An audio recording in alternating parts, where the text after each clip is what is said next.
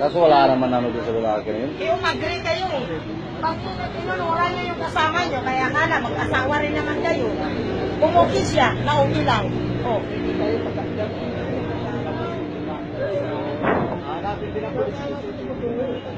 Hindi, umuki siya, wala problema. Umuki siya, kaya okay lang yung kasama niya, lalabas, sige. Siya, nagpaalam. Eh, tinawagan siya, ginhold. Lalaki, umuki pala siya. Ayun dapat eh.